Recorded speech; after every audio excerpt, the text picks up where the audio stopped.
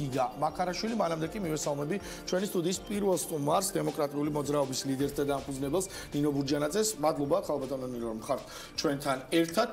პირველი კითხვა, რა თქმა უნდა დავსვათ თემაზე, რომელმაც ახალი წლებიც კი შეიძლება ითქვას გადაფარა და საკმაოდ ცხელი დებატები იყო ამ თემაზე პოლიტიკურ და არა მხოლოდ პოლიტიკურ ველში. რას ფიქრობთ ის პროცესი, რომელიც არის სახეზე, როგორ შეიძლება წარიმართოს? შეძლებს თუ არა, თქვათ ის ჯგუფი, რომელიც ლობირებს ამ 10 კაციან სიას პარლამენტში, სწორედ ამ ფორმით გაიტანოს ის ეს ვარიანტი. მოგესალმებით, მივესალმებით ჩვენს ტელემაყურებლებს. უპირველეს ყოვლისა, ყველას ულოცავ გამლილ შობა ახალი წლის დღესასწაულს. მე პირველად ვარ ამ წელს თქვენს ეთერში და ვისურვებდი, რომ იყოს შესაძლებლობა ობიექტური რეალობა ქვეყანაში ისეთი, რომ იყოს ცხარე კამათი, მაგრამ იყოს პოზიტიურ თემებზე და წარმატებებზე საუბარი. თუმცა სამწუხაროდ ჯერჯერობით გრძელდება 2018 წლის და წინა წლების ტენდენცია. ქვეყანაში არის მხოლოდ პრობლემები, არის გადაუწყვეტელი საკითხები და არის ისეთი სქემა პოლიტიკური ცხოვრების და მათ შორის მართლმსაჯულებაში მიმდინარე პროცესების, რომელიც ნამდვილად კარგს არაფერს უქადის ჩვენს ქვეყანას. ეხლა მე საკმაოდ დიდი ხანია ქართულ პოლიტიკაში ვარ, მაგრამ პრაქტიკულად არ მახსოვს, რომ 3 იანვარს ყოფილიყოს ისეთი დებატები და ისეთი პროცესები წამოწყებული, როგორიც ეხლა იყო ამჯერად, მაგრამ ეს იყო ის პროცესები, რომელმაც თავი ვერ დამალა. ეს იყო პროცესები, რომელიც საპრეზიდენტო არჩევნებამდეც ძალიან აქტუალურად იხილებოდა და არის პროცესი, რომელიც არის გაგრძელება იმ სურვილისა, რომ ბიძინა ივანიშვილმა მაქსიმალურად და სრულად პრაქტიკულად ხელში ჩაიგდოს აბსოლუტურად ყველა შტო და ყველა მიმართულება, რაც კი ქვეყანაში არსებობს და ფუნქციონირებს. ეხლა ის, რომ ხელისუფლების მთავარი ამოცანა არის, რომ ნებისმიერ ფასად მაქსიმალურად 100%-ით აკონტროლოს სასამართლო, ამაზე ორი აზრი არ არსებობს და ეს იცით რა, ეს თავხედობა, რაც ეხლა ხელისუფლების მხრიდან ჩანს, როდესაც ხელისუფლება არანაირ ანგარიშს არ უწევს აბსოლუტურად, არც საზოგადოების აზრს, არც იუსტიციის საბჭოს გარკვეული წევრების აზრს, არც თავისივე უმრავლესობის წარმომადგენლების აზრებს.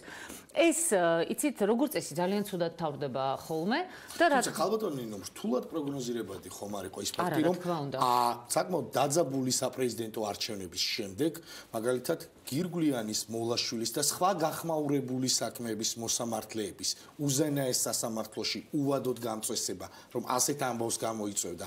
ამის პროგნოზირება ხომ არ იყო რთული? არა, პროგნოზირება პრობლემა არ არის. რა თქმა უნდა, ეს ხელისუფლება მიცოდა. მე სწორედ ამაზე ვლაპარაკობ, როცა ხელისუფლების თავხედობა ვახსენეთ ეხან, რომ ძალიან კარგადაც იცოდნენ რა რეაქცია მოყვებოდა ამას საზოგადოებაში და რა რეაქცია მოყვებოდა ქვეყანაში, მაგრამ უბრალოდ არ აინტერესებთ საზოგადოების აზრი.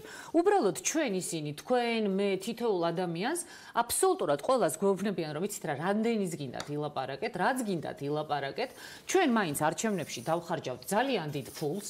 იქედან კიდე 1-2 ჯერ სააკაშვილი ჩაერთვება პირდაპირ ეთერში და მისდაუნებურად, ესე ვთქვათ, ჩვენ წისქვილზე დაასხამს წყალს და შემდეგ არჩევნებზეც ისევე მოვიგებთ და ისევე გაგაცურებთ მთელ საზოგადოებას, როგორც ამ არჩევნებში.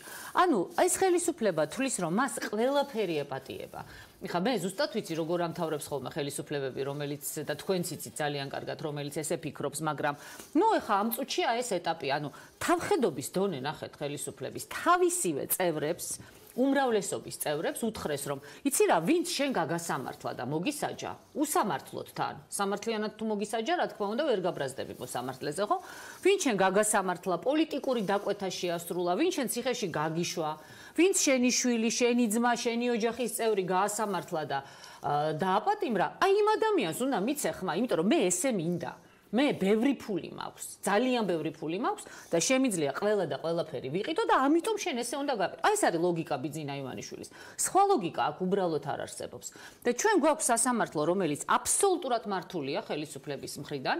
ყოველ შემთხვევაში ძალიან დიდი პროცენტი ამ სასამართლოსი აბსოლუტურად მართული გახლავთ და ეხლა ჩემთვის არაფერი მოულოდნელი არ არის. ეხლა მე არაერთ გზის ვთქვი, უბრალოდ რაღაცა დიდი აჟიოტაჟი ამას არ მოყოლია. ეხლა პრაქტიკულად პარტია წაგვართვეს, ფორმალურად მართალია, ასე ვთქვათ, ქაღალდზე. ეხლა ვერავინ ვერ წამართმევს მე დემოკრატიულ მოძრაობას, ის ადამიანები, ვინც ამ პარტიაში არიან იმიტომ, რომ ნინო ბურჯანაძეა იქა. მაგრამ ფორმალურად დაფინანსებით, დე იურე, რასაც სამართლებრივი დოკუმენტები ქვია, პარტია მე წამართვეს და აჩუქეს ჯოჯუას. რა შვაში იყო დემოკრატიულ მოძრაობასთან? ოღონდ სასამართლო გადაწყვეტილებაზე, ყველა სასამართლო გადაწყვეტილება თითქოს ესე იგი რაღაცა იმედი გამოჩნდებოდა, რომ სამართლიანობა გაიმარჯვებდა, გადადებდნენ სასამართლოს, ეთყობა დაურეკავდნენ, რომ რა ვქნათ, როგორ მოვიქცეთ და ძალაში ტოვებდნენ პირველი ინსტანციის გადაწყვეტილებას. მე დიპლომატიურ კორპუსს ვერაუხსენი. ვერაფრით ვერ გავაგებინე, რანაირად შეიძლება პარტია, ესე ვთქვათ, წაართვან პარტიის წევრებს და მის თავმჯდომარეს და დაფინანსება, რომელიც მივიღეთ საპარლამენტო არჩევნების დროს და გადასცენ ადამიანს, რომელიც საერთოდ სხვა კოალიციაში იყო და ამ პარტიით არ მონაწილეობდა არჩევნებში.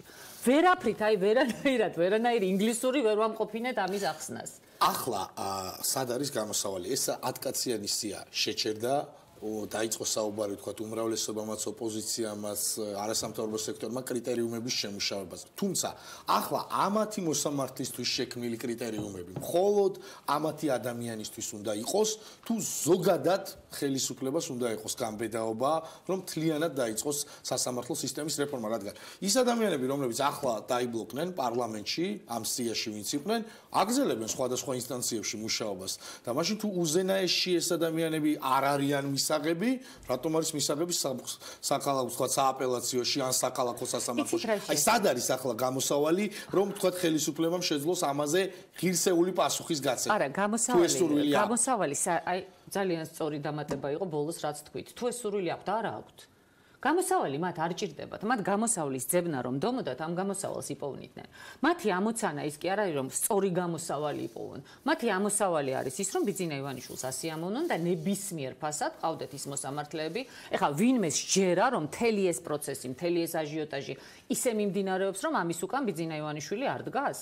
და ბიძინა ივანიშვილი ამბობს რომ არა იცით რა პროცესი უნდა იყოს გამჭვირვალე, უნდა იყოს სამართლიანი და ამ დროს ხდება ის რაც სინამდვილეში ხდება, რა თქმა უნდა არა.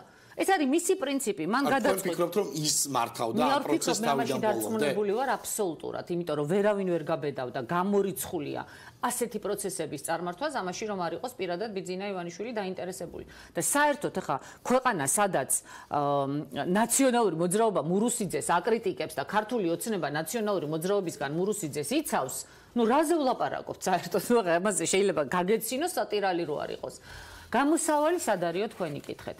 გამოსავალი არის ერთადერთ რამეში, რომ ჩვენ უნდა ვიბრძოლოთ იმისათვის, რომ შეიცვალოს საარჩევნო გარემო და მივახციოთ იმას, რომ შემდგომი საპარლამენტო არჩევნები ჩატარდება თავისუფალ რეჟიმში. შემდგომი საპარლამენტო არჩევნები უზრუნველყოფს იმას, რომ პარლამენტში მოვიდეს სხვადასხვა პოლიტიკური ძალები. ერთმანეთისგან სრულიად განსხვავებული, მაგრამ ვისაც ხალხის მხარდაჭერა აქვს და უნდა დამთავრდეს ერთპიროვნული მმართველობა საქართველოში. ოლიგარქი იქნება ეს, გამოჩენილი პოლიტიკოსი იქნება, წარმატებული, არ ვიცი მე, მომღერალი იქნება თუ მოცეკვავე თუ ვინც იქნება, თუ ფეხბურთელი. ერთპარტიული მმართველობა ქვეყანაში უნდა დამთავრდეს.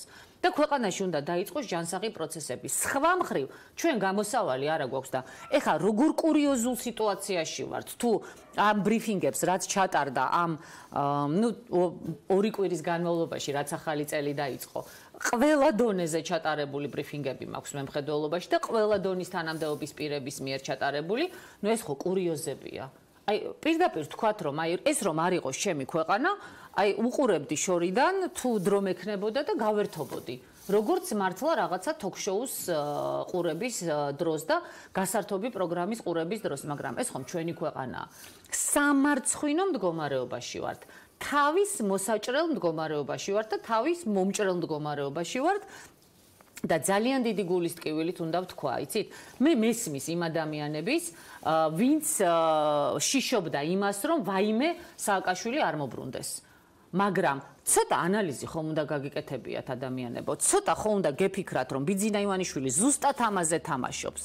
და არ უნდა მიგეცათ ხმა, საერთოდ არ უნდა მისულიყავით ბოლო-ბოლო არჩევნებში მეორე ტურში და საერთოდ უნდა ჩაშლილიყო ეს არჩევნები, თუ მაინდა-მაინც ისე უნდა ჩატარებულიყო, როგორც ბიძინა ივანიშვილს უნდა და რადგან ბევრი ფული დახარჯა.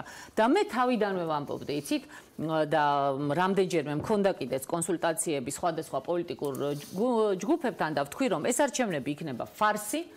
ეს არჩევნები მხოლოდ ივანიშვილის წისქვილზე დაასხამს წყალს და მოდით საერთოდ ბოიკოტი გამოუცხადოთ მეთქი საპრეზიდენტო არჩევნებს, მაგრამ როგორც ჩანს სხვადასხვა ილუზიების გამო ეს ასე სამწუხაროდ არ მოხდა. ამ არჩევნებმა კიდევ უფრო გაათავხედა ხელისუფლება, ამ არჩევნებმა კიდევ უფრო მეტი, ასე ვთქვათ, мотиваცია მიცა ივანიშვილს, რომ იცი რა, დახარჯა 100 მილიონი, ხვალ დახარჯავს 150-ს. მე ამოიღებს საქართველოს ბიუჯეტიდან. ზეგ თუ დაჭირდება 200 მილიონს დახარჯავს. მე ისევ დაიბრუნებს ბიუჯეტიდან და ასე გვათამაშებს და ასე გაასწორებს მიწასთან საქართველოს სახელმწიფოებრიობას, ეს პროცესი უკვე დაწყებულია. ხალბატონ ნინო, სანამ დაგემშვიდობებით, აუცილებლად მინდა გკითხოთ სალომე ზურაბიშვილის განცხადებაზე, რომელმაც თქვა, რომ მე პოლიტიკური პერსონა არ ვარ, ეს იყო პასუხი კითხვაზე მოსამართლეებთან დაკავშირებით შექმნილ კრიზისზე. როგორ ფიქრობთ, რამდენად სწორი შეფასებაა პრეზიდენტის მხრიდან, რომელსაც 1.146.000-მა ადამიანმა მისცა ამ ქვეყანაში ხმა და ის არ არის პოლიტიკური პერსონა? ეხა, როგორ შეიძლება ამ თემაზე საერთოდ სერიოზულად ლაპარაკი? მე თქვენი სტუდიის თქვენი ტელევიზიის ერთ-ერთმა წამყვარმა მკითხა, რომ ქალური შურით ხომ არ გშურთ სალომე ზურაბიშვილისო. უბრალოდ მინდა რამდენიმე ადამიანს უთხრა, შეიძლება ამის მთქმელი ადამიანის შეგშურთეს? როგორ შეიძლება პრეზიდენტმა თქვას, რომ მე პოლიტიკური პერსონა არა ვარო? აბა რა არის? მომღერალია? თუ მუსიკის მასწავლებელია? ასეთ აბსურდშია ქვეყანა ჩავარდნილი. ასეთ აბსურდში და სამარცხვინო ვითარებაში დიდი მადლობა ბატონო ბიძინა. ეთყობა თქვენთვის ეს მაქსიმუმია, რაც თქვენი მოსაწონი გახლავთ. მაგრამ ეს არ არის ის, რაც ქართულ საზოგადოებას შეეფერება. როცა ქვეყნის პრეზიდენტი, რომელიც პრინციპში მთავარსარდალია ქვეყნის, რომელმაც ქვეყნის სახელით აბა რატომ მიდის სტრასბურგში? სტრასბურგში სასეირნოთ მიდის? პოლიტიკური პერსონა თუ არ არის, რა უნდა სტრასბურგში სახელმწიფოს ხარჯზე მაშინ ადამიანს რისთვის მიდის? სირცხვილი არის უბრალოდ და თავის მოჭრა და გილოცავთ ყველას, ვინც აირჩიეთ პრეზიდენტი, რომელიც დღეს გეუბნებათ, რომ ის პოლიტიკური ფიგურა არ არის, მას არ ეხება რუსულ-ქართული ურთიერთობები, არ ეხება სასამართლოები, არ ეხება არაფერი, ეხება მარტო კლარნეტის ყიდვა. გილოცავთ. კარგად დავიწყეთ 2019 წელი. მადლობა დემოკრატიული მოძრაობის ლიდერს ნინო ბურჯანაძეს.